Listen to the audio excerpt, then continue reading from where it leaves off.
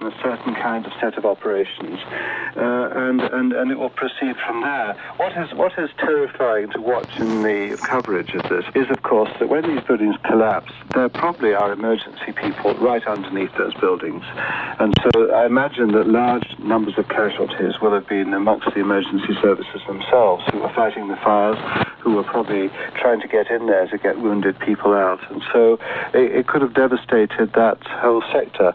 But New York will then bring to bear other emergency teams from other parts of Manhattan and Bronx, Queens, and so on and so forth. So these plans are regularly practiced and developed, and so it's not as if they're going to be completely overwhelmed. They will be overwhelmed, but they've nevertheless got ways of tackling it, and that is encouraging. But we don't know yet how well that has worked. I suppose that the biggest concern really is that without intelligence, military or state intelligence, these incidents can happen. If they can't be prevented, there's very little the planners can do except practice their response, and get that as smooth as possible. Yes, that's right. I think that, we talk in disaster planning of different phases of actions. One, the main focus increasingly is on preventive action to try and reduce risks.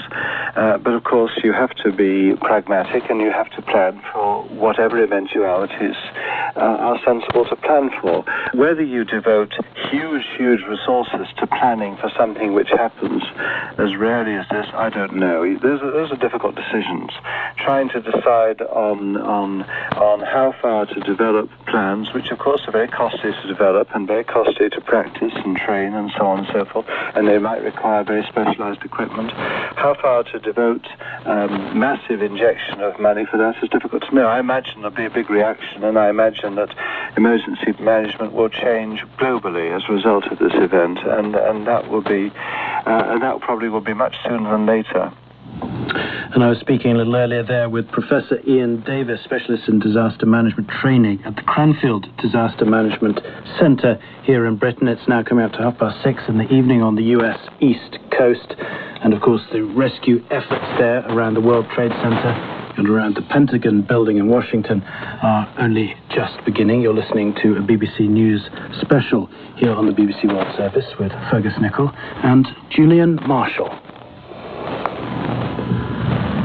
It's been a series of catastrophic attacks on the heart of American power in New York and Washington. 2 hijacked passenger jets were flown directly into the Twin Towers of the World Trade Center in New York, one of the world's tallest buildings and symbol of American capitalism during morning rush hour. The towers caught fire and collapsed. Shortly afterwards, another hijacked airliner was flown into the Pentagon building in Washington, the headquarters of the American military. The building burst into flames and part of its 5-sided structure collapsed. This is a special BBC News programme on the BBC World Service. We're breaking our normal schedules to bring you the latest news from the United States following the series of attacks in Washington and New York. We'll be running programmes over the next several hours with updates from correspondents on the East Coast and across the world. We'll have regular updates about the effects of those attacks during this time, with full news bulletins at the top and bottom of every hour. Indeed, we'll have one summary for you very briefly. BBC World Service, this is a news special with Fergus Nichol and Julian Marshall. The United States is reeling from 2 terrorist attacks on New York's World Trade Center and the Pentagon outside Washington. There was catastrophic destruction and massive loss of life as both towers of the World Trade Center collapsed. They, like the Pentagon, have been deliberately hit by hijacked commercial airlines. Analysis coming up in a moment, but first, the news with Jackie Candler. There's been a series of catastrophic attacks in the heart of American power in New York and Washington. 2 hijacked passenger jets were flown directly into the Twin Towers of the World Trade Center in New York, one of the world's tallest buildings and symbol of American capitalism during morning rush hour. The towers caught fire and collapsed. Shortly afterwards, another hijacked airliner was flown into the Pentagon building in Washington, the headquarters of the American military. The building burst into flames and part of its 5-sided structure collapsed and continues to burn. Another building near the World Trade Center, the 47-story Salomon Brothers building, has since also collapsed after catching fire. A 4th airliner crashed in Pennsylvania. A huge rescue operation is underway, and there's clearly been heavy loss of life. Many thousands of people were in the Trade Center, and the governor of New York State, George Pataki, has said the casualties will be more than any of us can bear. It's already known that some 260 people were on board the planes. President Bush has consulted his national security advisors and is to make a national address. American forces around the world have been placed on the highest state of security alert, and warships are taking up stations along the east coast of the United States. Many of the militant groups that might come under suspicion for the attacks denied carrying them out. The Taliban authorities in Afghanistan said the Saudi militant Osama bin Laden, who's wanted by the United States for alleged previous attacks on American targets, did not have the capability for such an operation. The Palestinian leader Yasser Arafat said he was completely shocked. In Moscow, President Vladimir Putin condemned what he called inhuman attacks, and the British Prime Minister Tony Blair spoke of a battle between the democratic world and terrorism. BBC News. You're listening to a BBC News special on the attack on the World Trade Center in New York and the American Defense Headquarters, the Pentagon, near Washington. Well, let's pick up right away with our correspondent Greg Barrow, who is in New York City. He's been monitoring the traumatic and tragic events of the last several hours. Greg, it's now early evening, I guess, in New York. Tell us the situation in southern Manhattan. Yes, Fergus, night is falling on this momentous day here, and the streets are now looking fairly deserted, which is a very unusual scene in New York. Normally, those streets, particularly places like Times Square, crowded with tourists and revelers, people rushing home from work, they're now empty. I think a sign of the fear people are feeling and the shock and grief they're also feeling about the events that took place early this morning here. The whole area on the southern tip of the island around the World Trade Center is still sealed off, and rescue work is being hampered there because of falling masonry in buildings adjacent to what was the World Trade Center. The World Trade Center buildings, of course, destroyed earlier today when two planes flew into them, and subsequently those two towers, some of the tallest towers in the world, collapsed. In the past couple of hours, a 47-story building close to what was the World Trade Center has fallen down, and I think one can assume that there's severe damage to much of the foundations of many other tall buildings in that area, simply because of the sheer weight and impact of that masonry falling to the ground. What have the city administration, either the mayor, Mr. Giuliani, or the governor, Mr. Pataki, said about the rescue effort so far, Greg? I mean, I assume they'll be pushing on into the night, setting up lights, setting up what they need to get this desperately needed rescue effort, fully underway, despite the risks you've already outlined. Yes, well, not just into the night, Fergus, but also into Wednesday. We had another news conference from Mayor Giuliani just a few moments ago, and he said that the whole of Manhattan from 14th Street down to the tip of the island would be sealed off for the whole of tomorrow. He called on all people who didn't have to come into New York to stay at home, to take a day off work. He said, treat it like a snow day. A snow day, of course, one of these days in New York's winters when the city is clogged up with heavy snowfall. And he said, treat it as a snow day and don't come in. He said that all schools will be closed. He said that traffic will be disrupted because of this rescue effort. And I think there's a feeling that he wants to keep as many people off the island as possible so that the rescue workers can carry on with their business unhindered. We've been watching, Greg, quite extraordinarily vivid images, some fresh amateur video footage of the second airliner hitting the second tower of the World Trade Center before, as you've described, the whole complex collapsed to the ground. This must have a profound effect on the very psyche of New Yorkers. They can't believe it. I heard many people as I was walking through the streets this morning say it was like watching it on a movie. That's the phrase that came again and again. These are the kinds of scenes that people are used to going to the cinema to watch or seeing on television.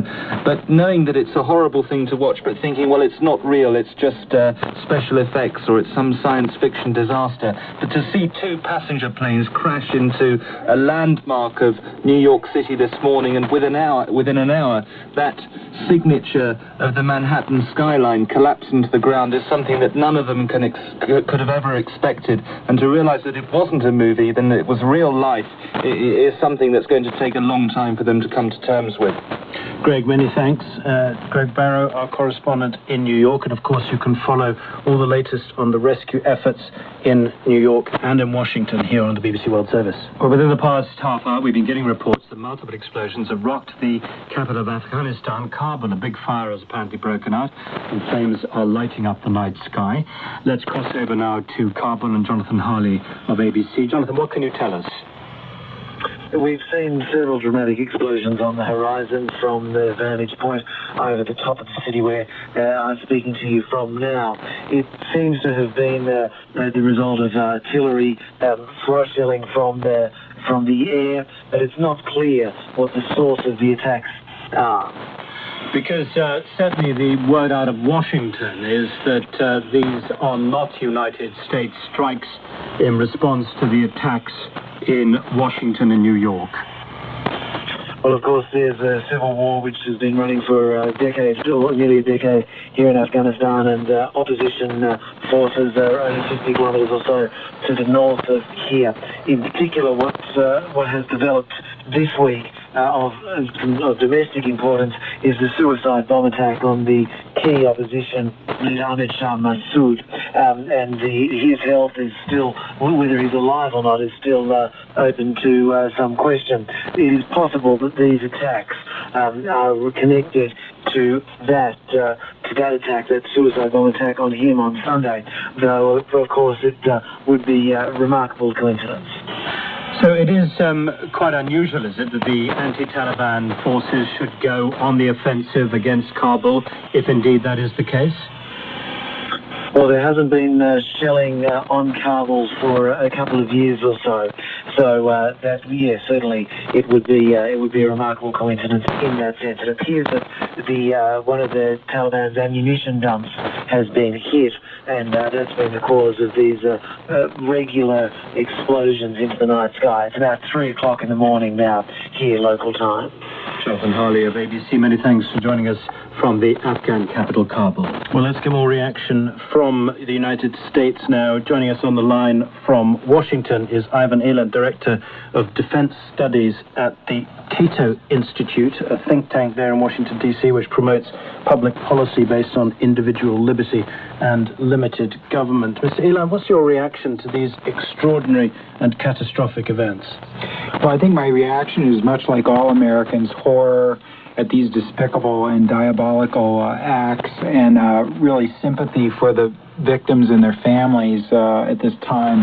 It's a horrendous act, and I believe that the United States does need to retaliate, that we need to first investigate and find out for sure who did this, and then retaliate appropriately in the short term. You say retaliate in the short term. How easy is that going to be to identify those responsible for perpetrating these atrocities? And isn't it really a time for, as the United Nations Secretary General Kofi Annan said, a measured and calm response rather than quick vengeance? Well, I think we do need to keep our heads about us, and I think the United States will do that. I think what we need to do is do a thorough investigation and make sure who did this, and I think we will find out who did this. Of course, we don't have to have proof that would be introduced into a court of law. I mean, it can be a lesser standard than that if we're sure that Osama bin Laden did it. I understand that U.S. intelligence officials are 90% sure that that's who did it, but I think we need to confirm that, and in the short term, we need to retaliate. But I don't think we should lose our heads. I think, the terrorists have already won 2 victories here. First of all, they've killed a lot of people, and they've hit a very 2 symbolic buildings, actually 3 symbolic buildings, Pentagon and then the 2 trade towers. And they've also the second thing they've done is they've caused a lot of fear in the American public, but I don't think we should give them a third victory, and that is to alter our political systems by clamping down on civil liberties in the name of security. We're the most open society in the world, and I'd like to keep it that way, and I don't want to give the terrorists yet another victory. Very briefly, if you would, Mr. Eland, bring us up to date. It's now heading for 7 o'clock on the East Coast there.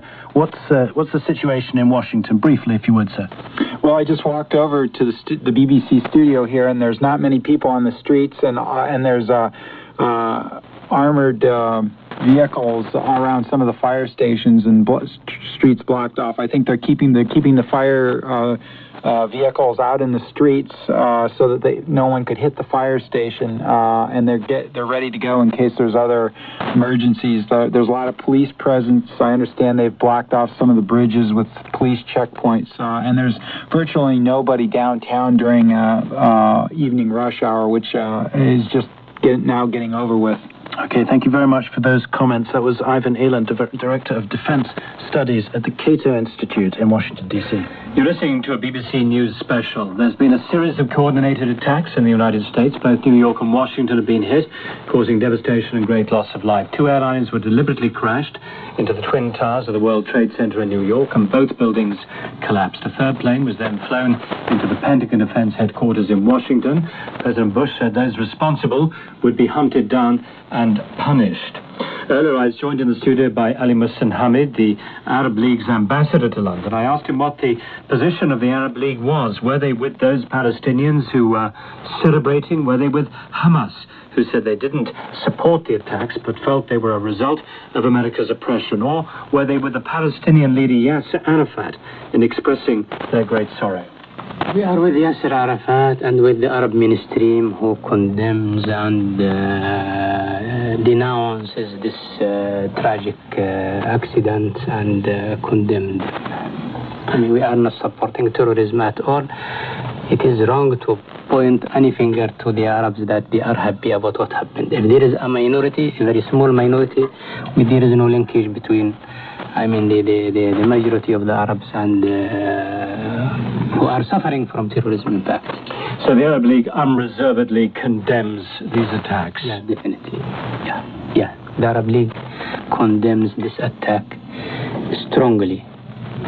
President Bush has already said that he is determined to hunt down and punish those responsible.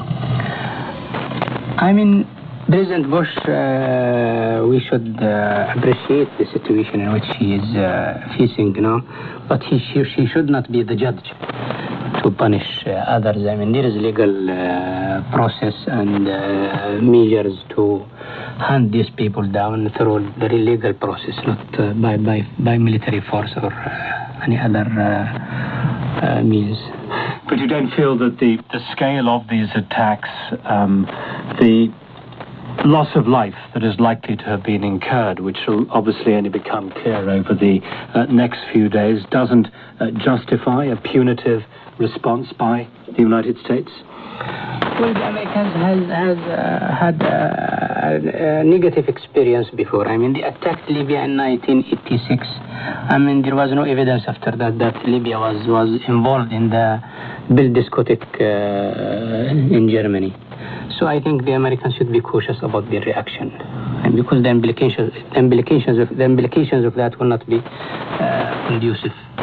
So I think they should be quite cautious about their measures and to cooperate with others about that. But not because there have been calls by other states for a worldwide war on terrorism, a more coordinated strategies. That's something that the Arab League could support? Excuse me, could you repeat your question? There have been a number of calls from states around the world for a worldwide war on terrorism, a more coordinated strategy against terrorism. Is that something the Arab League could support? Yeah, the Arab League could support that. Even in many issues before, the Arab League has declared that it is against terrorism. When Libya was accused of Lockerbie, we supported Libya, but we also declared in the meantime that we are against terrorism. In the Arab world, we are the victims of terrorism. We are suffering from terrorism I mean, Egypt suffered from that, Saudi Arabia suffered from that, Yemen suffered from that. I mean, we are not excluded from this evil.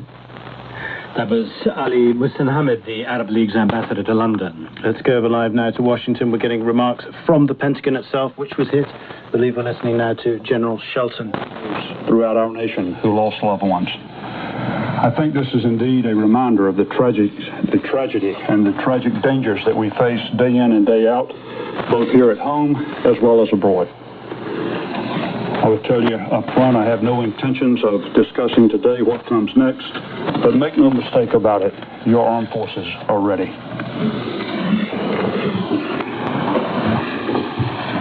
Mr. Chairman of the Senate Armed Services Committee, Carl Levin.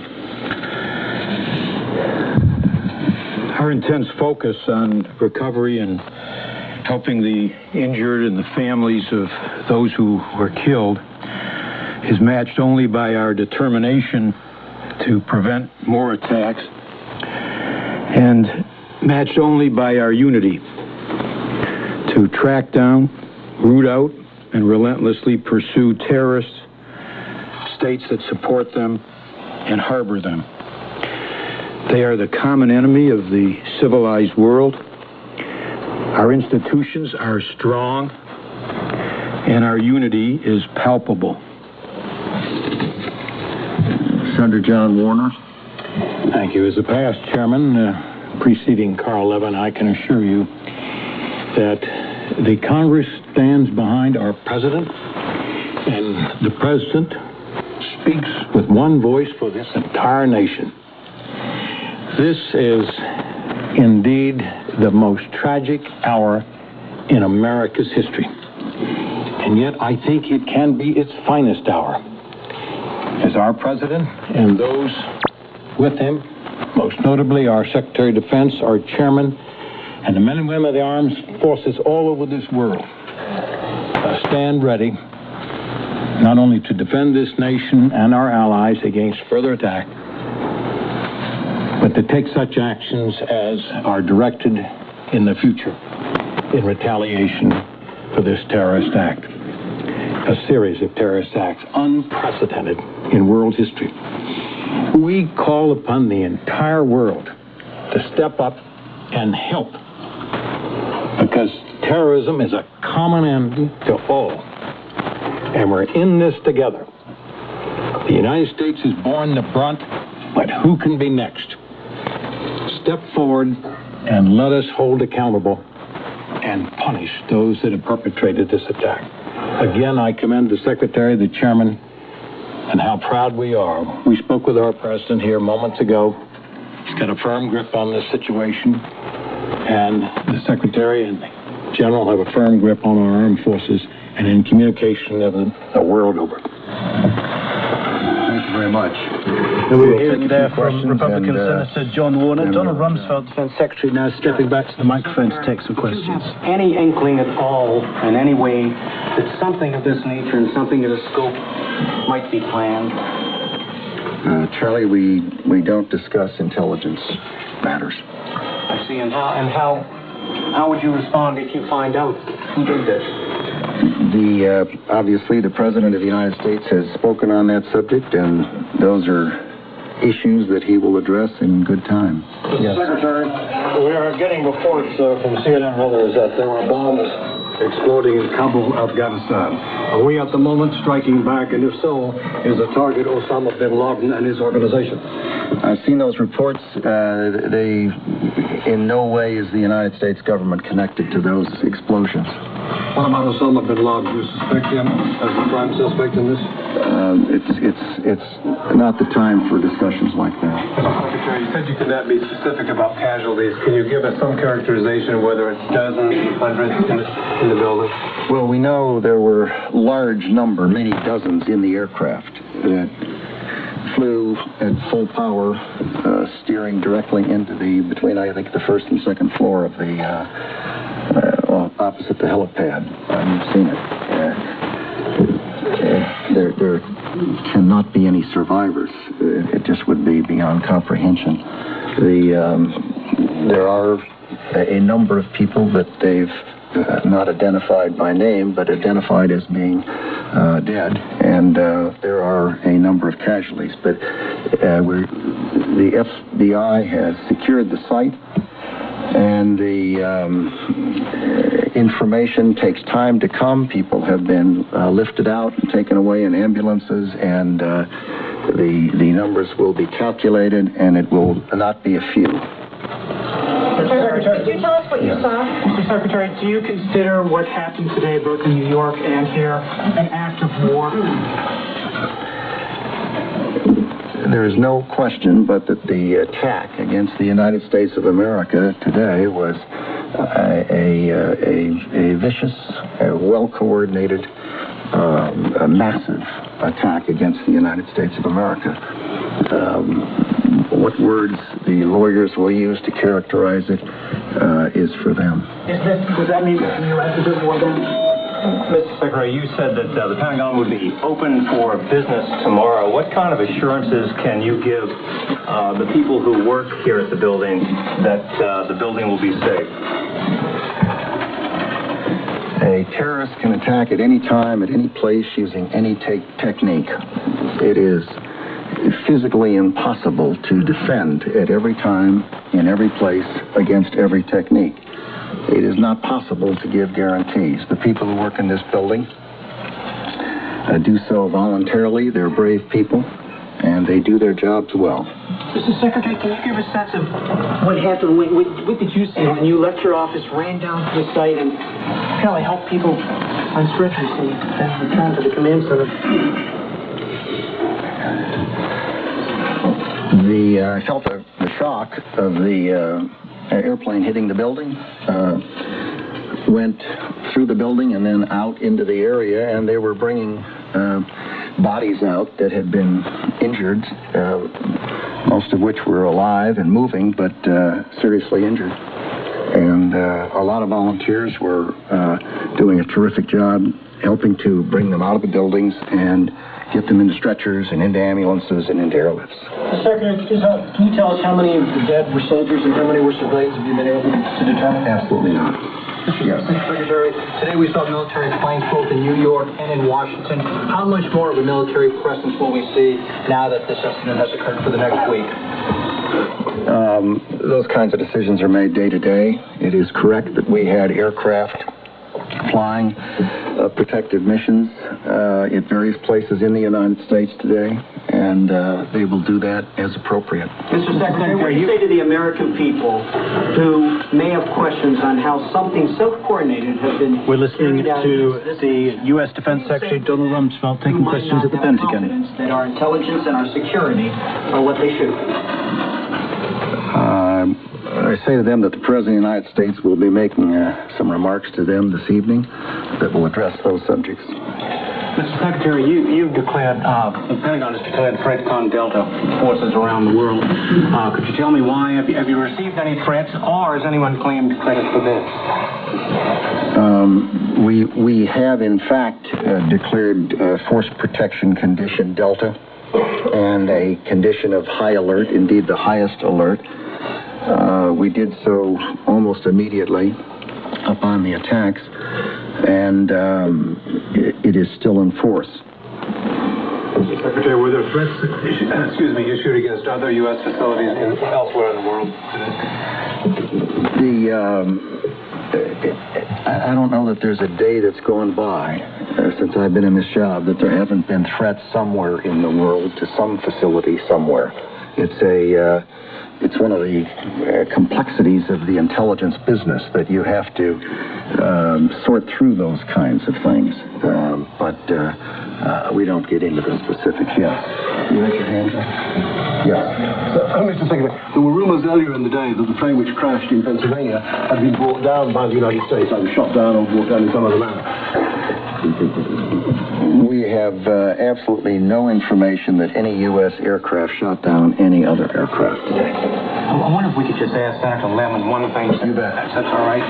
Senator Levin, you and other Democrats in Congress have voiced fears that you simply don't have enough money for the large increase in defense. Senator Levin, Chairman of the Senate Armed Services Committee, being asked a question. You have to dip into the Social Security funds to pay for it.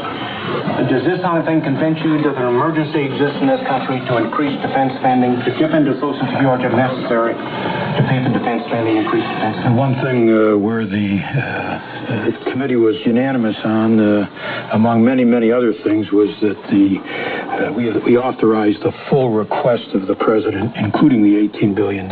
So I would say that Democrats and Republicans have seen the need for the request. Mr. Secretary, could you describe what steps are being taken, defensive measures beyond force protection, and whether there's been any operational planning for Homeland Defense instituted? Those aren't the kinds of things that one discusses. Sir, the perpetrators of the Khobar Towers bombing were never found, the Cole bombing as well. What assurances or what confidence do you have that the perpetrators of this act will be found? All one can offer by way of assurance is a seriousness of purpose.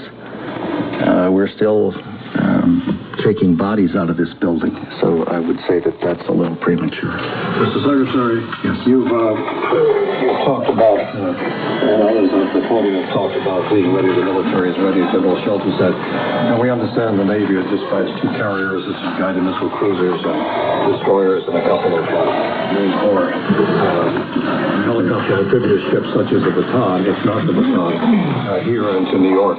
Can you tell us if that's true, and also any other things you can share with us about how the United States military is preparing to take on whatever in the next few days? We don't make announcements about ship deployments. Yes. Can you describe the firefighting efforts that are going on right now in that corridor and search and rescue efforts that are beginning? Can I describe them? Yeah. Why don't we let the Secretary of the Army, who was out there with me a few minutes ago and has been talking to the incident commander on the site. I think it's fair to say at this point that the fire is contained and will shortly, if not already, be sufficiently controlled to allow entry into the building. That entry will be supervised by the FBI, who are in charge of the site. Assisted by the fire departments that are present. We, on the Army side, will support them as they go in the building and search for casualties and bring them out. Then we will support them in dealing with that. That's what's going on in the ground. We'll take one last. And we were listening there to a news conference from the U.S. Defense Department, the Pentagon. A news conference that was addressed by the American Defense Secretary, Donald Rumsfeld. He said that the Pentagon was still functioning and would be open on Wednesday. On the issue of casualties in the attacks, he said it was impossible to have solid figures at this stage. He also said that the United States was in no way connected to the explosions that have been occurring at the Afghan capital, Kabul. And within the past few minutes, President Bush has arrived back at the White House. You're listening to the BBC World Service. This is the BBC World Service. We've changed our scheduled programs to bring you uninterrupted coverage of events in the United States. We'll bring you reports from correspondents on the East Coast as well as around the world, with regular news on the latest situation in New York and Washington, D.C. You can also hear our radio reports and find other background information on the internet. That's at www.bbc.co.uk/World Service. You're listening to the BBC in London, bringing you news reports from around the world. For the next hour, Julian and I will be bringing you the latest on this unprecedented situation in the United States. This coverage replaces our normal programming and will continue while events in the US continue to unfold. This is a BBC News special with Fergus Nichol and Julian Marshall.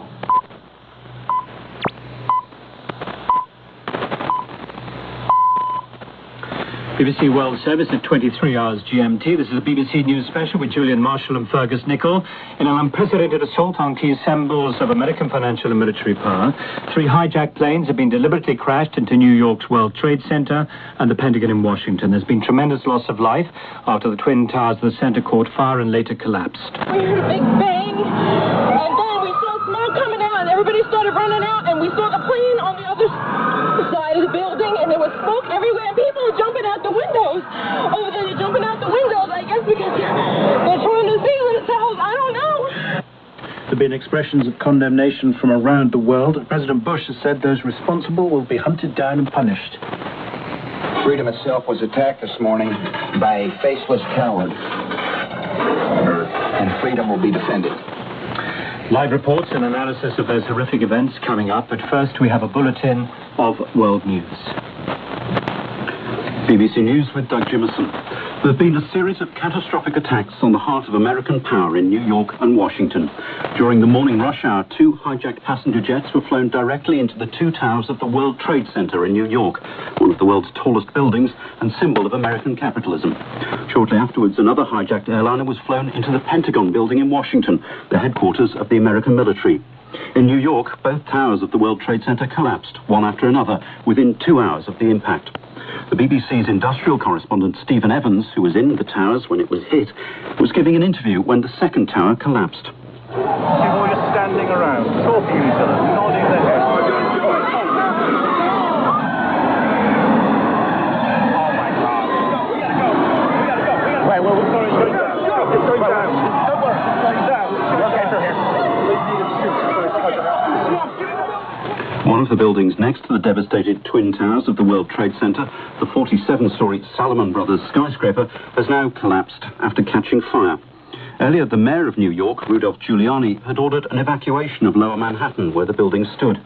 But large numbers of rescue workers are in the area, their jobs being hindered by a thick fog of ash, fumes and debris from the ruins. Mr. Giuliani said around 600 people had been admitted to some of New York's many hospitals so far, but the full scale of the tragedy may not be known for several days. The number of casualties will be more than any of us can bear, ultimately. And I don't think we want to speculate on the number of casualties. The effort now has to be to save as many people as possible. A third hijacked airliner was deliberately crashed into the Pentagon in Washington. The building burst into flames and part of its 5-sided structure collapsed and continues to burn.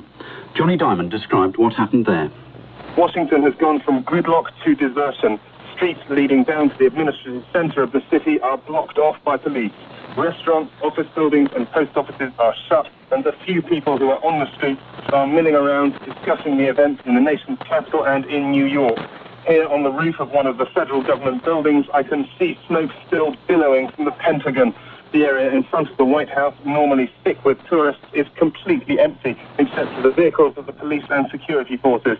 The rest of the city is very quiet, the calm punctuated only by the sirens of emergency vehicles. A fourth airliner crashed outside Pittsburgh in Pennsylvania. It's already known that some 260 people were on board the 4 lost airliners, and there are no known survivors. You're listening to the news from the BBC in London. President Bush has consulted his national security advisors about America's response. Mr. Bush has now returned to Washington and is soon to make a national address. Mr. Bush was in Florida at the time of the World Trade Center attack and has since visited 2 Air Force bases, including the Strategic Nuclear Strike Force headquarters in Nebraska. He had this warning for the perpetrators. Make no mistake, the United States will hunt down and punish those responsible for these cowardly acts. I've been in regular contact with the Vice President, Secretary of Defense, the National Security Team, and my cabinet. We have taken all appropriate security precautions to protect the American people. Our military at home and around the world is on high alert status. Both President Bush and the Israeli Prime Minister Ariel Sharon have said those who carried out terrorist attacks will have nowhere to hide. Suspicion for the attacks has fallen on Islamic militant groups, including those associated with the Saudi exile Osama bin Laden, who's already wanted by America for alleged involvement in previous attacks on American targets. But the Taliban authorities in Afghanistan, where Mr. bin Laden is based, said he didn't have the capability for such a huge operation. In Palestinian camps in the West Bank, Gaza and Lebanon, some people expressed joy at the attacks. Multiple explosions have rocked the capital of Afghanistan, Kabul. A big fire broke out on the edge of the city, with flames lighting the night sky. It's believed this was caused by a strike on an ammunition dump. Correspondents in Kabul saw missiles flying across the skyline, and followed by big blasts. There was anti-aircraft retaliatory fire. United States officials say they don't believe these are American attacks, but they could be caused by the opposition Northern Alliance, which is fighting against the Taliban authorities. Speaking at a news conference at the Pentagon in Washington, the American Defense Secretary Donald Rumsfeld said the United States was in no way connected to the explosions that have been occurring in the Afghan capital, Kabul. And many governments around the world have followed Washington's example by putting their defense forces on alert and calling emergency security meetings. BBC News. 6 minutes past the hour. This is a BBC News special with Fergus Nichol and Julian Marshall.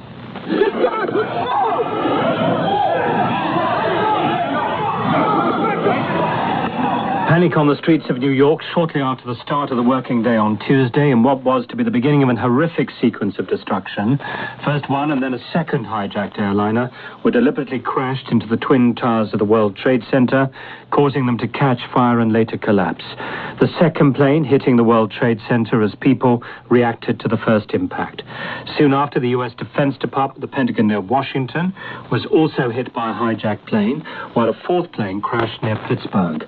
About 50,000 people work at the World Trade Center, which also has thousands of visitors each day. These eyewitnesses described what they saw. We heard a big bang, and then we saw smoke coming out, and everybody started running out, and we saw the plane on the other side of the building, and there was smoke everywhere, and people are jumping out the windows. Over there, they're jumping out the windows, I guess, because they're trying to save themselves. I don't know. And then I heard that another plane hit, and if you go over by there, you can see the people jumping out the window. They're jumping out the window right now. Oh, my God. We're standing in front of the Soho Grand Hotel, and the doorman, I went to fire alarm company, the doorman goes to me, wow, I never seen a plane flying so low. And we looked out at it, and all of a sudden, boom, it seemed like it wasn't even real. And we came running over here closer to the place, and all of a sudden we saw the other explosion. A big explosion happened. Some guy came out. His skin was all off. I helped him out. This is him all over. There's people jumping out of windows. I've seen at least 14 people jumping out of windows. I was just standing here watching the World Trade Center after the first plane hit. I just saw a second plane come in from the south and hit the south tower halfway between the bottom and the top of the tower. It's got to be a terrorist attack. I can't tell you anything more than that. I saw the plane hit the building. Very upsetting to watch. The whole thing come tumbling down. So we all thought it was another explosion, and we looked up. Instead of being two, there's one. And a big plume of smoke. I was thrown to a window, so I was very lucky to get out. There's a lot of people that didn't get out. There's a lot of people coming down the stairs, burnt up. It was bad. It hit in one World Trade Center, it hit somewhere on the 67th floor. I was on the 56th. The World Trade Center is one of the tallest buildings of the world and the key symbol of U.S. financial power, as the Pentagon is a symbol of America's military might. A BBC correspondent, Stephen Evans, was in the building at the time. This was his account shortly afterwards. I was in the base of the building in the foyer when there was one huge thump. It sounded like a full skip of garbage being dropped from a great height. I thought no more of it, but the building did physically shake. A few seconds after that, there were two more big crashes, and people started screaming around me and running, just screaming, "Get out, get out." We are now outside the building, a crowd of people looking up, and if you look up, you see the top, 10 floors of the building, flames actually coming out of those floors, grey smoke billowing across a very clear sky here in Manhattan.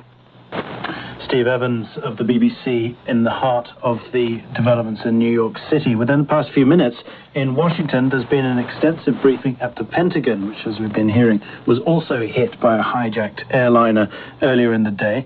The briefing was addressed by a variety of top brass from the U.S. military and senior political figures, including the Defense Secretary Donald Rumsfeld, who said that numbers of casualties were impossible to determine just yet. Our correspondent Johnny Diamond has been listening into that briefing. Johnny, what was the mood there from Donald Rumsfeld's point of view?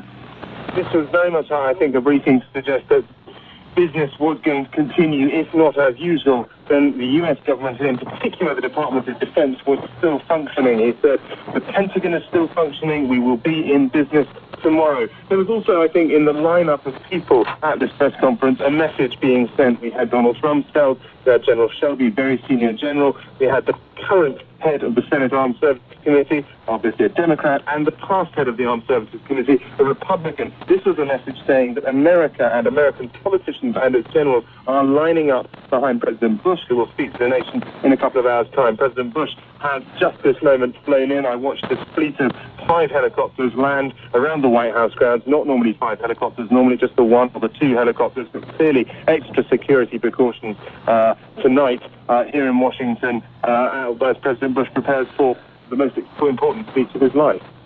And we saw that earlier in the day, President Bush was visiting at least 2 extremely important Air Force bases, presumably to determine for himself the state of military readiness. Tell us, Johnny, Mr. Rumsfeld's press conference addressed also this issue of what appeared to have been attacks on the Afghan capital, Kabul.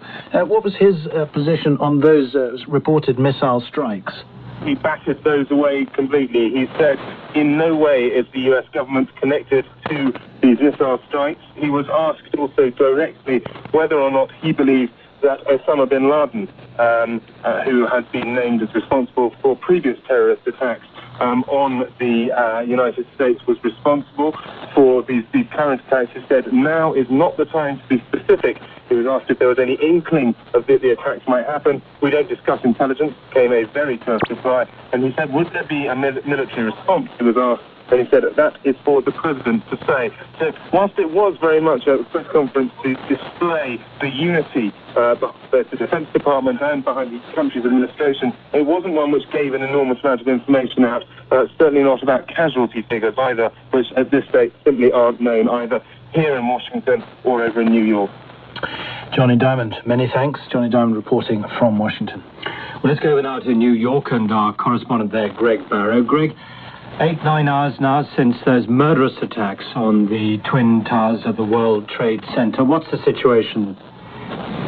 Well, the situation now, Julian, is that much of the southern tip of Manhattan is still sealed off as rescue workers continue their efforts to try to find anybody who could possibly have survived this incredible disaster.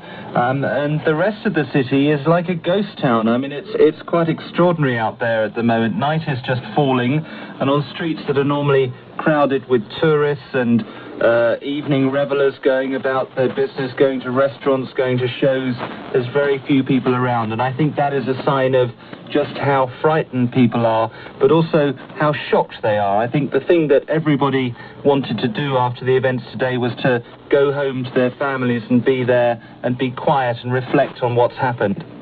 Now, how visible is the destruction caused by those 2 hijacked airliners? Well, quite simply, one of the signatures of the world-famous Manhattan skyline has disappeared. It disappeared in the space of about an hour and a half earlier in the day, shortly after the impact of these 2 aircraft as they flew into the building, caused an explosion, rocked the structure of the buildings, and then we saw those buildings collapse. So one of the main features of that famous Manhattan skyline has now gone and may never return, and that is what everybody will wake up to tomorrow morning when they start trying to travel into Manhattan, particularly those people from New Jersey. When they look at that familiar skyline, it will look very, very different. The mayor of New York, Rudolph Giuliani, has spoken about a tremendous loss of life. Are we any closer to quantifying what that is? We're not really. We can only speculate.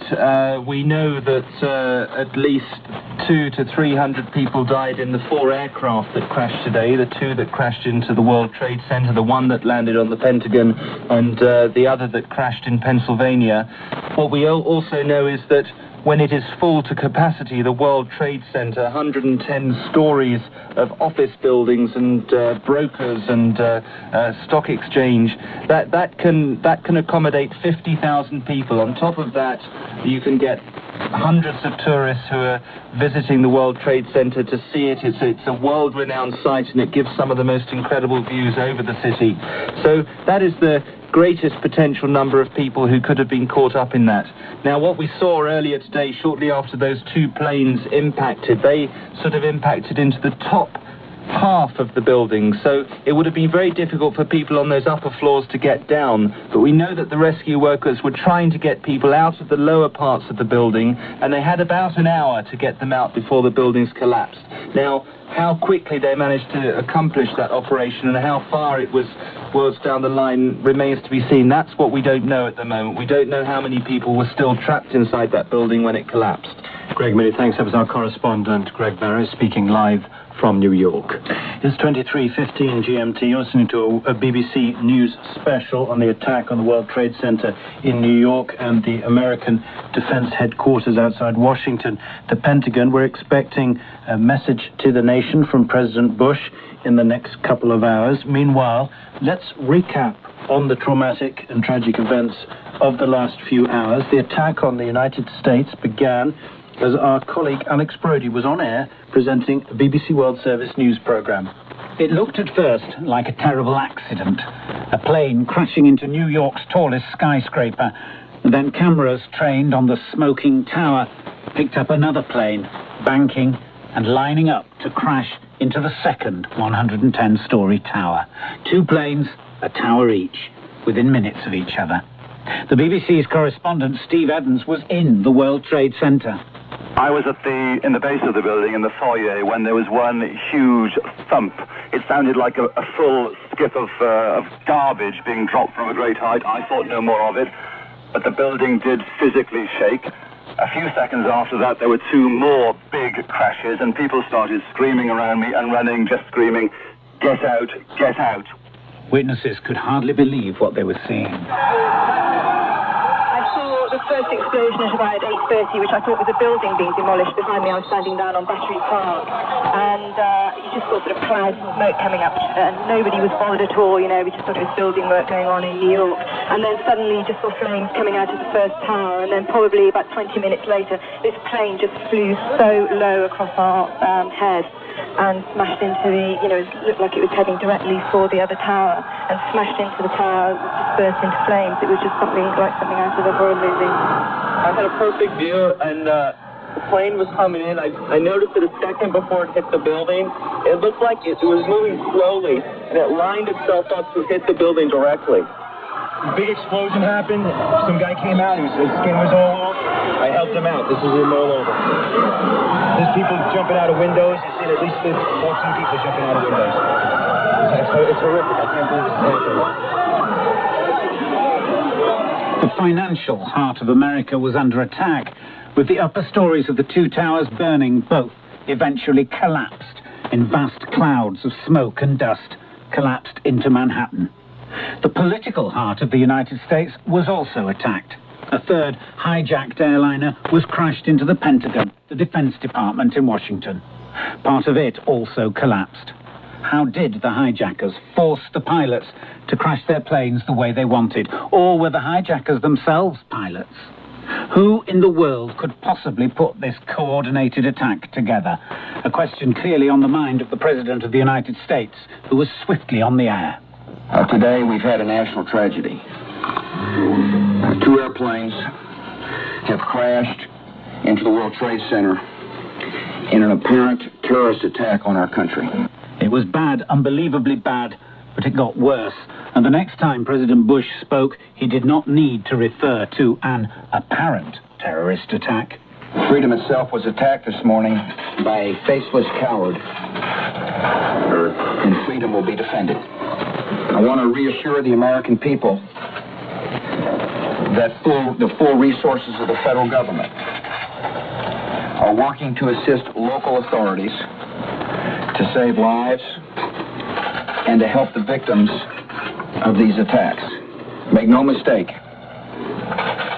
the United States will hunt down and punish those responsible for these cowardly acts. President Bush, in New York, they daren't start to think about how many people may be dead. Put it this way, there have been 4 passenger airliner crashes, 2 in New York, 1 in Washington, and 1 in Pittsburgh. The number of dead in those plane crashes will doubtless be exceeded by the number of casualties at the World Trade Center. Who did it, and why? Michael Clark, head of the Department of Defence Studies at King's College London, on the motive. Whether the motive is simply revenge or to hurt America, or whether the motive is to generate an astonishing American reaction and some form of American retaliation. And this is not just a terrorist attack, this is the beginning of a crisis. A senior American senator called this the second Pearl Harbor. Another voice amid the pandemonium said, "This will change everything." Alex Brady reporting. We cross over now live to the White House, where the U.S. Attorney General John Ashcroft has been giving a news conference. He's now been replaced by somebody else on the podium. And every one of us at this time expresses our deepest sympathy to the victims of today's tragedies and their families. It is now our mission to begin the healing from this tragedy. From the moment that we learned of these attacks, the Department of Health and Human Services has begun readying teams and resources to be sent to New York City and the Washington area to meet any needs of state and local officials. So far, we have sent 4 disaster medical teams to New York City, and 3 of these disaster medical teams to the Washington, Northern Virginia, Baltimore area. These medical teams each consist of about 35 physicians, nurses, and emergency medical technicians. They are all trained to deal with traumatic injuries and other emergency needs.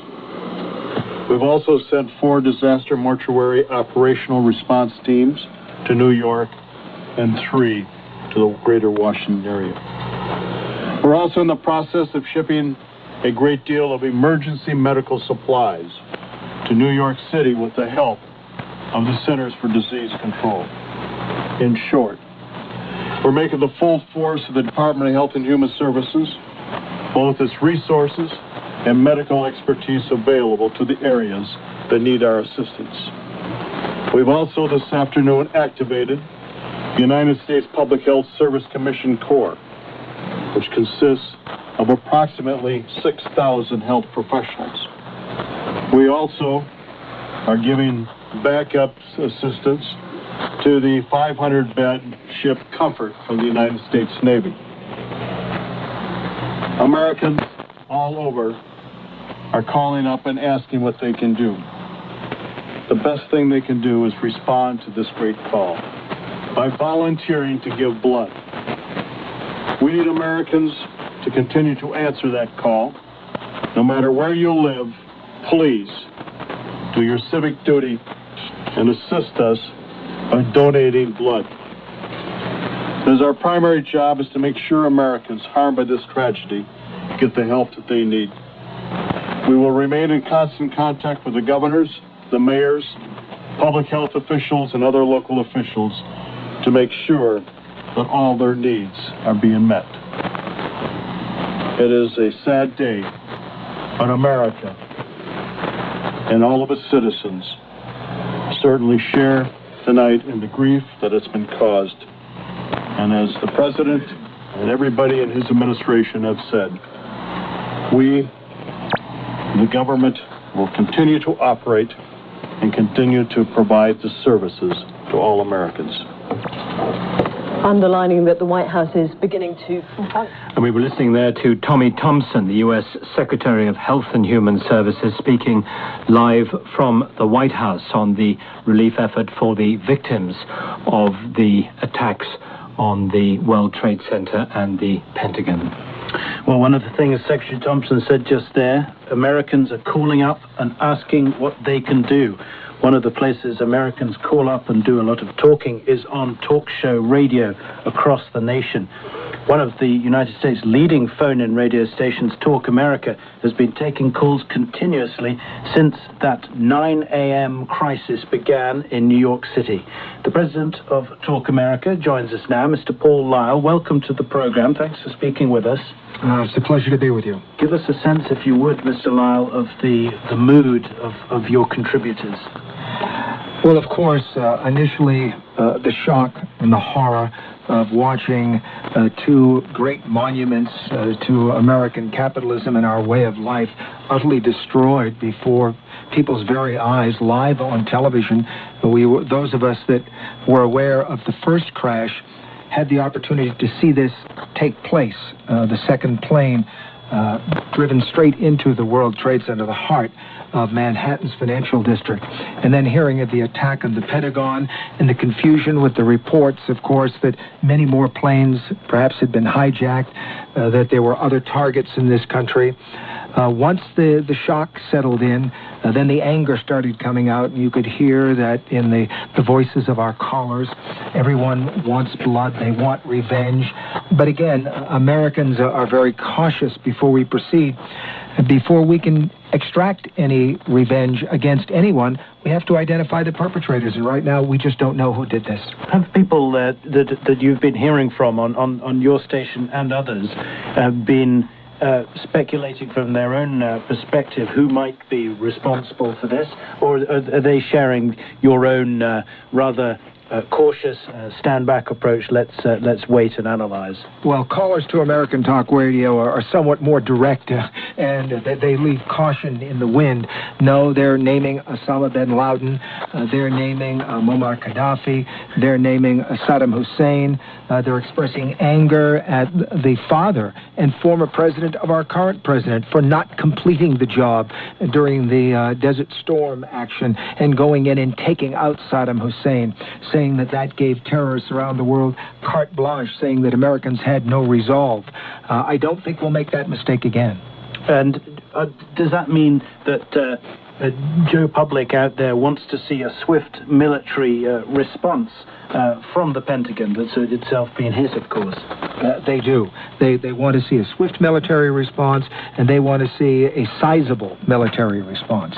Is it too crass and generic a statement to say that people who use talk shows stations such as your own are more conservative? Is that the truth? Are they more likely to be Republican and proactively want to get in with a retaliatory strike? I think that's quite an understatement. Yes, talk show audiences in this country, and particularly those who call politically based talk shows, are, for the most part, probably 80% conservative, and not just moderately conservative, extremely conservative. And yes, they want the borders closed, they want immigrants kicked out, they want anyone whose skin color may be somewhat different or whose accent isn't the same as theirs. They want these people targeted, and they want them taken out. And there's got to be some very real concern, briefly, if you would, Mr. Lyle, about the practical effects of potential food shortages caused by difficulties within New York City, flights cancelled, mail deliveries in trouble. We have extraordinary resources in this country, and while for the next 24 to 48 hours there may be some difficulty in transporting mail and food supplies, I believe that between the trucking industry, the airlines once they get flying again, and of course our train system, the rail system, we will be able to supply these areas. The one thing we are very suspect of right now is the fact that there may be some follow-up attacks in the area of biological weaponry. All right, Mr. Lyle, President of Talk America, very grateful to you for your time. Thanks for speaking to us here on this BBC News special on the World Service from London. This is the BBC in London. I'm Julian Marshall with Fergus Nichol. This is a special news programme in the BBC World Service. There's been an extraordinary series of violent attacks on the symbols of United States power in both Washington and New York. 2 passenger airlines were hijacked and deliberately crashed into the Twin Towers of the World Trade Center in New York. Both buildings collapsed. A third plane was then flown into the Pentagon Defense Headquarters in Washington. There's clearly been enormous loss of life, and many people have been injured. We're breaking our normal schedules to bring you the latest information from the United States following those attacks. We'll be running programs through the next couple of hours with updates from our correspondents around the world. We'll have regular updates about the effects of the attack during this time, with full news bulletins on the top and the bottom of every hour. You're listening to a BBC World Service news special. BBC World Service is the world today with Fergus Nichol and Julian Marshall. The United States is reeling from 2 terrorist attacks on New York's World Trade Center and the Pentagon outside Washington. There was catastrophic destruction and massive loss of life as both towers of the World Trade Center collapsed. They, like the Pentagon, have been deliberately hit by hijacked commercial airlines. First, though, we have a news summary with Doug Jimison. There's been a series of catastrophic attacks on the heart of American power in New York and Washington. 2 hijacked passenger jets were flown directly into the twin skyscraper towers of the World Trade Center in New York during morning rush hour. The towers caught fire and collapsed. Shortly afterwards, another hijacked airliner was flown into the Pentagon building in Washington, the headquarters of the American military. The building burst into flames and part of its 5-sided structure collapsed and continues to burn. Another building near the World Trade Center, the 47-story Solomon Brothers building, has also since